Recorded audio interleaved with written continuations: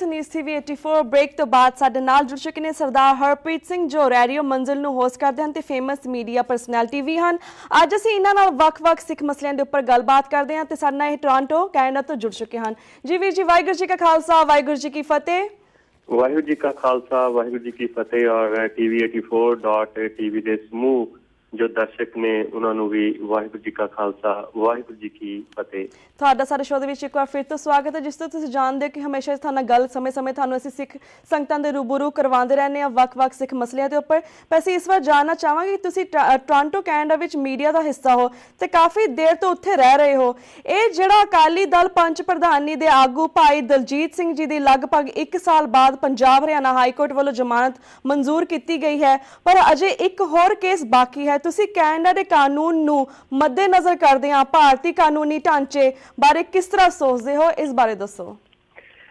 पहली गल तो मैं यही करनी चाहांगा कि we can not compare chalk with चीज।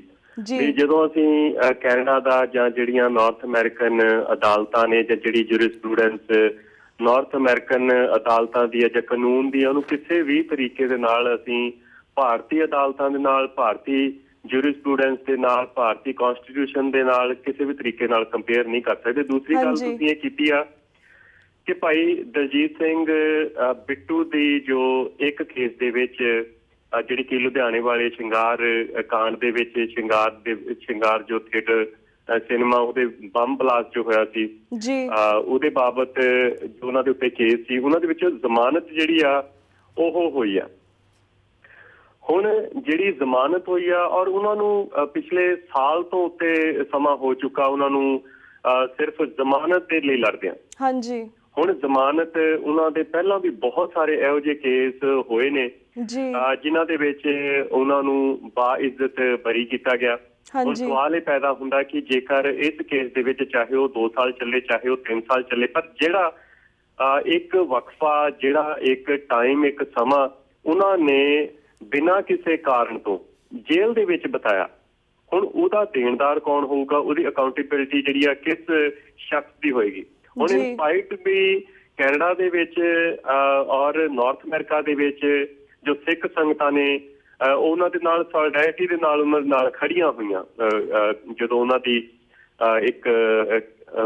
ਉਹਨਾਂ ਨੂੰ ਜਦੋਂ ਫੜਿਆ ਗਿਆ ਸੀ ਉਦੋਂ ਵੀ ਵੱਖ-ਵੱਖ ਜਥੇਬੰਦੀਆਂ ਦੇ ਵੱਲੋਂ ਬਹੁਤ ਸਾਰੀਆਂ ਇਸ ਤਰ੍ਹਾਂ ਦੀਆਂ ਪਟੀਸ਼ਨਸ ਸਾਈਨ ਕੀਤੀਆਂ ਗਈਆਂ ਕਿ ਫਰੀ ਦ ਸਿੰਘਸ। ਔਰ ਉਸ ਪਟੀਸ਼ਨ ਦੇ ਵਿੱਚ ਜਿੰਨੇ ਵੀ ਸਿੱਖ ਨੇ ਜਿਨ੍ਹਾਂ ਦੀਆਂ ਅਦਾਲਤ ਵੱਲੋਂ ਦਿੱਤੀਆਂ ਗਈਆਂ ਸਜ਼ਾਵਾਂ ਪੂਰੀਆਂ ਹੋ ਚੁੱਕੀਆਂ ਨੇ, ਬਹੁਤ ਸਾਰੇ ਇਸ ਤਰ੍ਹਾਂ ਦੇ ਸਿੱਖ ਨੇ ਜਿਹੜੇ ਪਿਛਲੇ 21-22 ਸਾਲ ਤੋਂ ਜੇਲ੍ਹਾਂ ਦੇ ਵਿੱਚ ਨੇ, ਭਾਵੇਂ ਕਿ ਉਹਨਾਂ ਦੀਆਂ ਜਿਹੜੀਆਂ ਸਜ਼ਾਵਾਂ ਉਹ ਪੂਰੀਆਂ ਹੋ ਚੁੱਕੀਆਂ ਨੇ ਬਹੁਤ ਦੇਰ ਪਹਿਲਾਂ ਦੀਆਂ।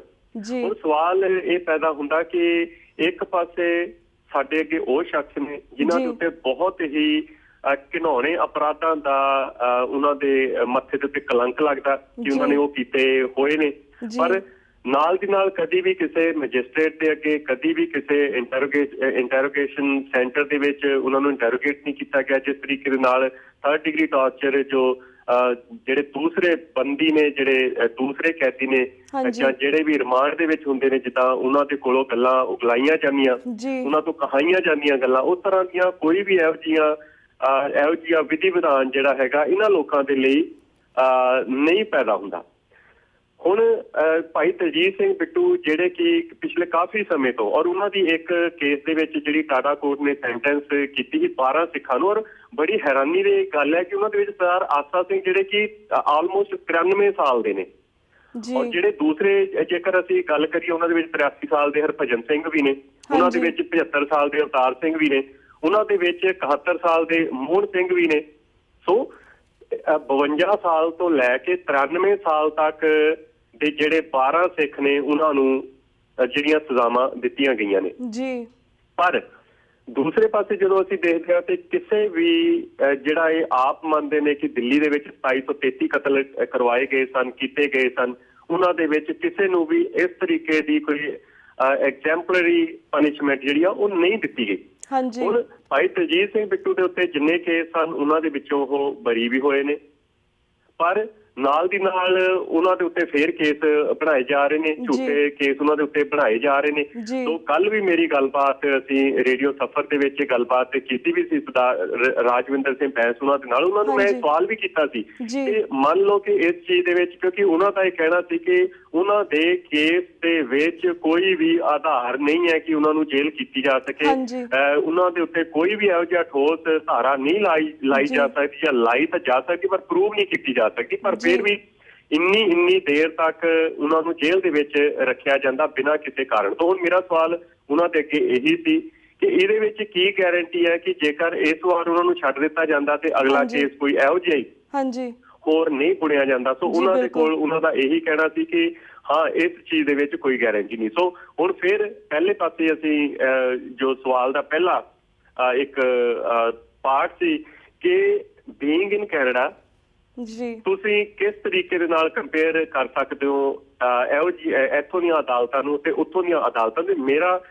ਮੈਨੂੰ ਇਹ ਲੱਗਦਾ ਕਿ ਮੇਰੇ ਕਹਿਣ ਤੋਂ ਜ਼ਿਆਦਾ ਮੈਂ ਇਹ ਸਵਾਲ ਦਾ ਜਵਾਬ ਆਪਣੇ ਦਰਸ਼ਕਾਂ ਦੇ ਉੱਤੇ ਛੱਡ ਦਿੰਦਾ ਕਿ ਉਹਨਾਂ ਨੂੰ ਇਹ ਦੋਨੇ ਸਿਚੁਏਸ਼ਨਸ ਨੇ ਜਾਂ ਦੋਨੇ ਜਿਹੜੇ ਸਿਨੈਰੀਓਜ਼ ਨੇ, ਦੋਨੇ ਜਿਹੜੀਆਂ ਜੂਰਿਸਪ੍ਰੂਡੈਂਸ ਨੇ, ਉਹਨਾਂ ਦੇ ਵਿੱਚ ਕਿੰਨਾ ਕੁ ਫਰਕ ਲੱਗਦਾ ਆਪਸ ਵਿੱਚ। ਮੈਨੂੰ ਲੱਗਦਾ ਕਿ ਇਹ ਸਵਾਲ ਦਰਸ਼ਕਾਂ ਤੱਕ ਉਹਨਾਂ ਦੇ ਸਮਝਣ ਲਈ ਅਸੀਂ ਛੱਡ ਦਿੰਦੇ ਹਾਂ। ਜੀ ਜ਼ਰੂਰ। ਤੇ ਵੀਰ ਜੀ ਦੂਸਰਾ ਮਸਲਾ ਸਾਡੇ ਸਾਹਮਣੇ ਆਇਆ ਕਿ ਸੁਰਜੀਤ ਸਿੰਘ ਦਾ ਕਾਤਲ ਪੁਲਸੀਆ ਉਸਨੇ ਬੜੀ ਅਹਿਮ ਇਨਕਸ਼ਾਫ ਕੀਤੀ ਹੈ ਕਿ ਉਸਨੇ 23 ਪੁਲਿਸ ਮੁਕਾਬਲਿਆਂ ਵਿੱਚ 83 ਸਿੱਖ ਨੌਜਵਾਨਾਂ ਨੂੰ ਮਾਰਿਆ। ਇਸ ਖਬਰ ਨੂੰ ਭਾਰਤੀ ਇਲੈਕਟ੍ਰਿਕ ਮੀਡੀਆ ਅਤੇ ਪ੍ਰਿੰਟ ਮੀਡੀਆ ਨੇ ਬਿਲਕੁਲ ਇਗਨੋਰ ਕਰ ਦਿੱਤਾ ਹੈ। ਇੱਕ ਦੇਸ਼ ਜਿਸ ਦੇ ਬਾਰੇ ਕਿਹਾ ਜਾਂਦਾ ਹੈ ਕਿ ਉਹ ਲੋਕਤੰਤਰ ਹੈ, ਪਰ ਉਸ ਦਾ ਮੀਡੀਆ ਕਿਉਂ ਇੰਨਾ ਸਿੱਖ ਵਿਰੋਧੀ ਹੈ ਕਿ ਉਹ ਸਿੱਖਾਂ ਨਾਲ ਕੋਈ ਜ਼ਬਰ ਦੀ ਖਬਰ ਵੀ ਛਾਪਣ ਨੂੰ ਤਿਆਰ ਨਹੀਂ ਹੈ? ਇਸ ਬਾਰੇ ਵੀ ਦੱਸੋ।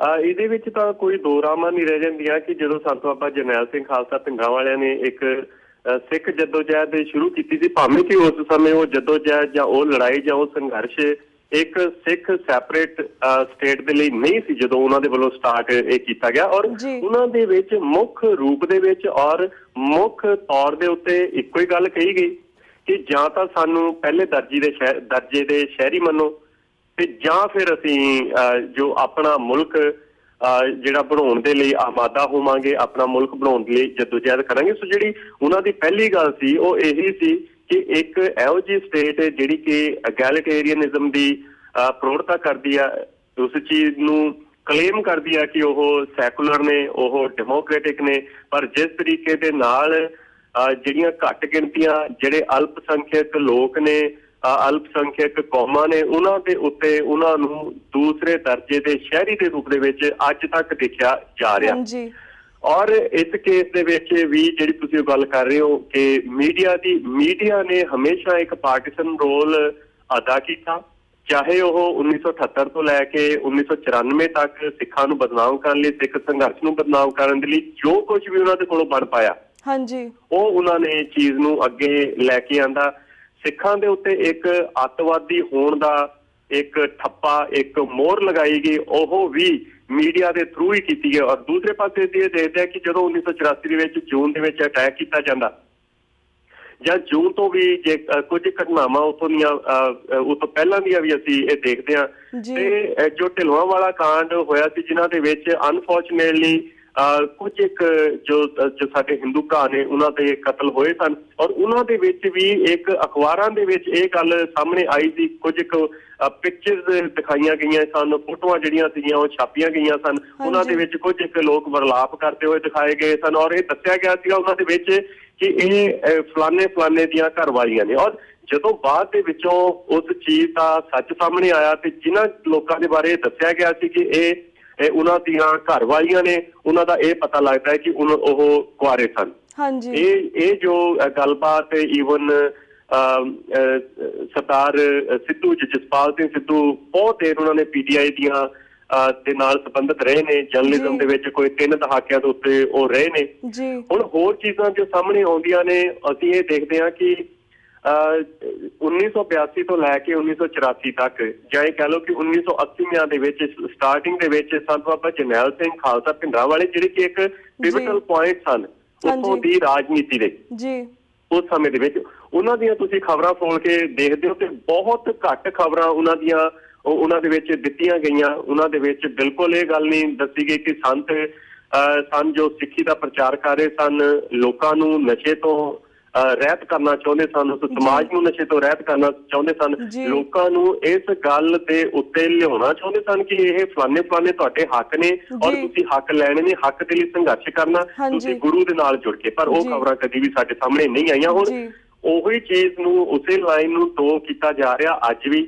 ਜੇਕਰ ਮਸਲਾ ਹੋਵੇ ਯਾਦਗਾਰਾਂ ਦਾ, ਤੇ ਇਹ ਪੂਰੇ ਦਾ ਪੂਰਾ ਜੋ ਮੀਡੀਆ, ਚਾਹੇ ਇਲੈਕਟ੍ਰੋਨਿਕ ਮੀਡੀਆ ਚਾਹੇ ਪ੍ਰਿੰਟ ਮੀਡੀਆ, ਉਹ ਆਪਣੇ ਪੂਰਾ ਪੱਬਾ ਭਾਰ ਹੋਇਆ ਫਿਰਦਾ ਕਿ ਇਹਨੂੰ ਕਿਸੇ ਨਾ ਕਿਸੇ ਤਰੀਕੇ ਦੇ ਨਾਲ ਲੋਕਾਂ ਦੇ ਵਿੱਚ ਇਸ ਹਿਸਾਬ ਦੇ ਨਾਲ ਪ੍ਰਚਾਰਿਆ ਜਾਵੇ ਕਿ ਜੋ ਸਿੱਖਾਂ ਦਾ ਇਮੇਜ ਉਹਦੇ ਵਿੱਚ ਵੀ ਅੱਤਵਾਦੀਆਂ ਦਾ ਨਜ਼ਰ ਆਵੇ, ਸਿੱਖਾਂ ਦਾ ਇਮੇਜ ਉਹਦੇ ਵਿੱਚ ਵੀ ਵੱਖਵਾਦੀਆਂ ਦਾ ਨਜ਼ਰ ਆਵੇ। ਪਰ ਹੁਣ ਜਦੋਂ ਇੱਕ ਸਿਪਾਹੀ ਜਾਂ ਇੱਕ ਜੋ ਪੁਲਿਸ ਦਾ ਕਰਿੰਦਾ ਉਹ ਇਹ ਕਹਿ ਰਿਹਾ ਕਿ ਕਿੰਨੇ ਵਹਿਸ਼ੀਆਨਾ ਤਰੀਕੇ ਦੇ ਨਾਲ ਉਹਨੇ ਕੋਈ ਜਾਨਵਰ, ਉਹਨੇ ਕੋਈ ਪੰਛੀ ਚਿੜੀਆਂ ਨਹੀਂ ਮਾਰੇ, ਉਹਨੇ ਮਨੁੱਖ ਮਾਰੇ ਨੇ। ਉਹਨਾਂ ਦੇ ਵਿੱਚ ਉਹ ਮਨੁੱਖ ਲਤਾੜ ਕੇ ਮਾਰੇ ਨੇ, ਉਹਨਾਂ ਦੇ ਵਿੱਚ ਗੱਡੀਆਂ ਦੇ ਥੱਲੇ ਦੇ ਕੇ ਮਾਰੇ ਨੇ, ਗੋਲੀਆਂ ਦੇ ਨਾਲ ਮਾਰੇ ਗਏ ਨੇ। ਉਹਨਾਂ ਦੇ ਵਿੱਚ ਉਹ ਸਿੱਖ ਸਨ, ਉਹ ਕਿਸੇ ਦੇ ਭਰਾ ਸਨ, ਉਹ ਕਿਸੇ ਦੇ ਘਰ ਵਾਲੇ ਸਨ, ਉਹ ਕਿਸੇ ਦੇ ਪੁੱਤ ਸਨ। ਉਹ ਜਿਹੜੀ ਚੀਜ਼ ਹੈਗੀ ਆ, ਇੱਕ ਇੰਕਸ਼ਾਫ ਕਰ ਰਿਹਾ ਉਹ ਪੁਲਿਸ ਵਾਲਾ ਬਿਨਾਂ ਕਿਸੇ ਡਰਾਵੇ ਤੋਂ ਆਪਣੇ ਅੰਦਰੋਂ ਹੋਏ ਇਹ ਗੱਲ ਨੂੰ ਕਹਿ ਰਿਹਾ। ਪਰ ਅੱਜ ਪੂਰੇ ਦਾ ਪੂਰਾ ਇਹਨਾਂ ਦਾ ਅਦਾਲਤੀ ਸਿਸਟਮ ਚੁੱਕਿਆ, ਪੂਰੇ ਦਾ ਪੂਰਾ। ਇਹ ਤਾਂ ਤੁਸੀਂ ਕਹਿ ਰਹੇ ਹੋ ਨਾ ਕਿ ਮੀਡੀਆ, ਹੁਣ ਇਹਨਾਂ ਦੀਆਂ ਅਦਾਲਤਾਂ ਵੀ ਉਸ ਤਰੀਕੇ ਦੇ ਨਾਲ ਅੱਗੇ ਨਹੀਂ ਆ ਰਹੀਆਂ ਜਿਸ ਤਰੀਕੇ ਨਾਲ ਅਦਾਲਤਾਂ ਦੇ ਵਿੱਚ ਇਹ ਸਿਓ ਮੋਟੋ ਨੋਟਿਸ ਲੈਣ ਦੀ ਇੱਕ ਪਰਪਾਟੀ ਚੱਲੀ ਹੋਈ। ਪਰ ਇਸ ਕੇਸ ਦੇ ਵਿੱਚ ਉਹਨਾਂ ਨੇ ਕੋਈ ਕੌਗਨੀਜੈਂਸ ਜਿਹੜਾ ਹੈਗਾ ਉਹ ਨਹੀਂ ਲਿਆ। ਕੱਲੀ ਗੱਲ ਹੁਣ ਪੁਲਿਸ ਪ੍ਰਸ਼ਾਸਨ ਦੇ ਵਿੱਚ ਵੀ ਇਹ ਚੀਜ਼ ਦੇਖੋ ਕਿ ਇੱਕ ਬੰਦਾ ਇੰਕਸ਼ਾਫ ਕਰ ਰਿਹਾ ਕਿ ਉਹਨੇ ਕਤਲ ਕੀਤੇ ਨੇ। ਹੁਣ ਇੱਕ ਬੰਦੇ ਤੋਂ ਅੰਗੂਠਾ ਲਗਾਇਆ ਗਿਆ ਉਹਦੀ ਸਟੇਟਮੈਂਟ ਦੇ ਉੱਤੇ। ਹੁਣ ਜਿਹੜੇ ਬੰਦੇ ਤੋਂ ਅੰਗੂਠਾ ਲਵਾਇਆ ਗਿਆ ਉਹਦੀ ਸਟੇਟਮੈਂਟ ਦੇ ਉੱਤੇ, ਉਹ ਅੱਜ ਵੀ ਫਾਂਸੀ ਦੀ ਸਜ਼ਾ ਨੂੰ ਉਹਦੇ ਸਿਰ ਦੇ ਉੱਤੇ ਤਲਵਾਰ ਲਟਕੀ ਪਈ ਆ। ਪਰ ਇੱਕ ਬੰਦਾ ਆਪ ਇੰਕਸ਼ਾਫ ਕਰ ਰਿਹਾ ਕਿ ਇਹ ਸਾਰੀਆਂ ਚੀਜ਼ਾਂ ਮੈਂ ਕੀਤੀਆਂ ਨੇ। ਹੁਣ ਉਹਨਾਂ ਦੇ ਉੱਤੇ ਕੋਈ ਕੇਸ ਦਰਜ ਨਹੀਂ ਹੋ ਰਿਹਾ, ਉਹਦੇ ਉੱਤੇ ਅਦਾਲਤਾਂ ਵੱਲੋਂ ਕੋਈ ਕੌਗਨੀਜੈਂਸ ਨਹੀਂ ਲਿਆ ਜਾ ਰਿਹਾ। ਸੋ ਕੋਈ ਮੀਡੀਆ ਦੇ ਵੱਲੋਂ ਇਹ ਅਖਬਾਰਾਂ ਦੇ ਵਿੱਚ ਨਹੀਂ ਆ ਰਹੀਆਂ ਖਬਰਾਂ। ਜੇਕਰ ਖਬਰਾਂ ਆ ਰਹੀਆਂ ਨੇ ਤੇ ਅੱਜ 7ਵੇਂ-8ਵੇਂ ਦਿਨ ਬਾਅਦ ਫੁੱਟ ਨੋਟ ਦੇ ਉੱਤੇ ਉਹ ਖਬਰਾਂ ਆ ਰਹੀਆਂ ਨੇ ਕਿ ਆਹ ਚੀਜ਼ ਸੁਰਜੀਤ ਸਿੰਘ ਨੇ ਸੋ ਐਂਡ ਸੋ ਕਨਫੈਸ਼ਨ ਕੀਤਾ ਸੀ। ਇਹਦੇ ਵਿੱਚ ਹੁਣ ਫਿਰ ਸਵਾਲ ਸਾਡੇ ਦਰਸ਼ਕਾਂ ਦੀ ਕਚਹਿਰੀ 'ਚ ਜਾਂਦਾ ਕਿ ਉਹ ਅਜੇ ਵੀ ਕਿਸ ਤਰੀਕੇ ਨਾਲ ਇੰਡੀਆ ਨੂੰ ਮੰਨਦੇ ਨੇ, ਅਜੇ ਵੀ ਉਹ ਉਹਨਾਂ ਦੀਆਂ ਜਿਹੜੀਆਂ ਪ੍ਰਣਾਲੀਆਂ ਨੇ ਉਹ ਕਿਸ ਤਰੀਕੇ ਨਾਲ ਲੈਂਦੇ ਨੇ। ਸੋਚਣਾ ਅਸੀਂ ਆ।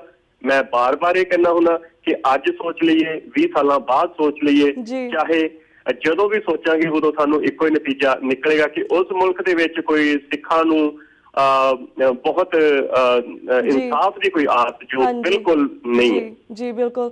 ਤੇ ਵੀਰ ਜੀ, ਸਾਡੇ ਕੋਲ ਕੁਐਸਚਨ ਤੁਹਾਡੇ ਲਈ ਹੋਰ ਵੀ ਬਹੁਤ ਸਾਰੇ ਨੇ, ਪਰ ਸਾਡਾ ਵਕਤ ਸਮਾਪਤੀ ਵੱਲ ਜਾ ਰਿਹਾ ਤੇ ਅਸੀਂ ਤੁਹਾਡੇ ਕੋਲ ਇੱਥੇ ਹੀ ਇਜਾਜ਼ਤ ਲੈਂਦੇ ਹਾਂ। ਵਕਤ ਨਾਲ ਇਹਨਾਂ ਕੁਐਸਚਨਾਂ ਦੇ ਉੱਪਰ ਵੀ ਤੁਹਾਡੇ ਕੋਲ ਸਵਾਲ ਜਵਾਬ ਕਰਾਂਗੇ, ਪਰ ਤਦ ਤੱਕ ਲਈ ਵਾਹਿਗੁਰੂ ਜੀ ਕਾ ਖਾਲਸਾ, ਵਾਹਿਗੁਰੂ ਜੀ ਕੀ ਫਤਿਹ। ਔਰ ਬਹੁਤ ਧੰਨਵਾਦ ਸਾਰੇ ਜੋ ਦਰਸ਼ਕ ਨੇ। ਔਰ ਮੈਂ ਬੇਨਤੀ ਵੀ ਕਰਾਂਗਾ ਕਿ tv84.tv ਨੂੰ ਵੱਧ ਤੋਂ ਵੱਧ ਕਲਿੱਕ ਕਰੋ, ਵੱਧ ਤੋਂ ਵੱਧ ਜੋ ਉਹਨਾਂ ਨੂੰ ਵੈਬਸਾਈਟ ਦੇ ਉੱਤੇ ਲੈ ਕੇ ਆਓ, ਕਲਿੱਕ ਕਰੋ, ਤਾਂ ਕਿ ਕੈਨੇਡਾ ਔਰ ਅਮਰੀਕਾ ਦੇ ਵਿੱਚ ਜਿਹੜੀਆਂ ਮੇਨ ਕੇਬਲਸ ਨੇ ਉਹਨਾਂ ਦੇ ਉੱਤੇ ਜਿਹੜੀ tv84.tv ਦੀ ਜਿਹੜੀ ਸ਼ਮੂਲੀਅਤ ਹੋ ਸਕੇ। ਬਹੁਤ ਧੰਨਵਾਦ। ਵਾਹਿਗੁਰੂ ਜੀ ਕਾ ਖਾਲਸਾ, ਵਾਹਿਗੁਰੂ ਜੀ ਕੀ ਫਤਿਹ। ਤੇ ਵੀਰ ਜੀ, ਮੈਂ ਤੁਹਾਡੇ ਕੋਲ ਇਜਾਜ਼ਤ ਲੈਣੀ ਹਾਂ। ਮੰਡੇ ਨੂੰ ਮਿਲਾਂਗੇ ਸੇਮ ਟਾਈਮ ਸੇਮ ਸ਼ੋ ਤੇ। ਤਦ ਤੱਕ ਲਈ ਵਾਹਿਗੁਰੂ ਜੀ ਕਾ ਖਾਲਸਾ, ਵਾਹਿਗੁਰੂ ਜੀ ਕੀ ਫਤਿਹ।